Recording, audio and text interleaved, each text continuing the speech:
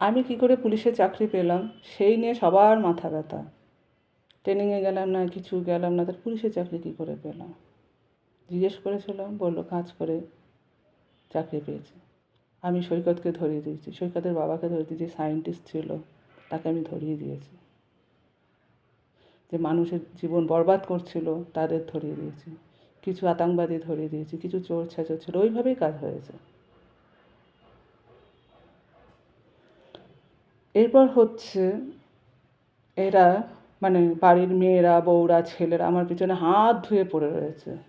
মানে ওরা সৈকত আর কি গুদ মারিয়ে কাজ দেয় বলে সবাই ভেবেছে যে আমি গুদ মারিয়ে কাজ নিয়েছি। আমার অত গুদ সস্তা না যে আমি গুদ মারাবো আর কাজ পাবো। সবার বাড়ির লোকেদের গুদ মারিয়ে সস্তা আছে, মারিয়ে কাজ পেতে পারে, বাট আমার সস্তা নয়। আমি পার্লারে কাজ করি, সেই জন্য পার্লারে গিয়ে 2 দিন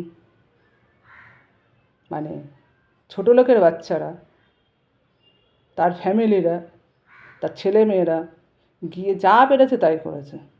আজকে আমি কাজে যেতেই পারলাম না, এত অশান্তি পাকিয়েছে, পার্লারে যেতেই পারলাম না। যেমন পুলকদাদের পাড়া তেমন আমাদের পাড়া কয়েকজন আসে লুকিয়ে লুকিয়ে যাতে না ধরা পড়ে, আর সৈনিকের লোকেরা, চোঙারবনের লোকেরা আছে, তার মধ্যে ইস্পার্ক থেকেও আসে, তার মধ্যে চৌরাস্তা থেকেও আসে, সব আসে রাজার কথা শুনে গুদ মারিয়ে আমি নাকি পুলিশে চাকরি পেয়েছি। লোককে বলে বলে বেরিয়েছে, সৈনিকার লোকেরা বলে বলে বেরিয়েছে।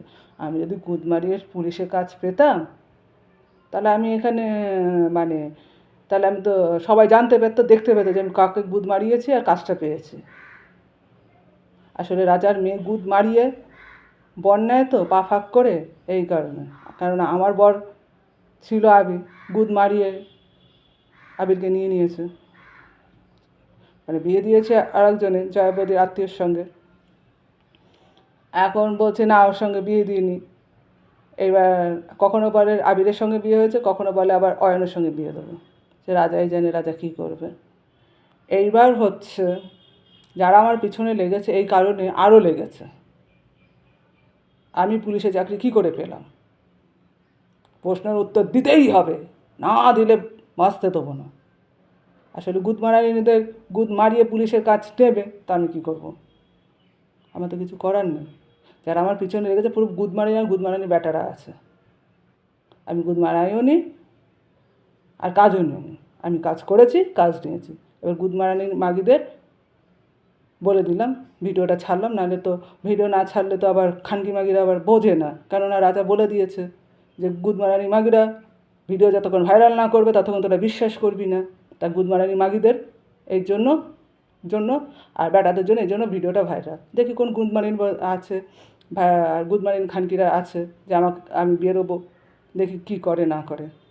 কারণ রাজা যে সৈকত যে গুদ মারানির বাচ্চা, ওর মা যে চৌরাস্তায় ব্যবসা করতো ভুলে গেছে। আজকেও যাবো ব্যবসা খানকির কাছে, দেখি ব্যবসা খানকি আসে কি না, দরকার আছে রাজার মাকে।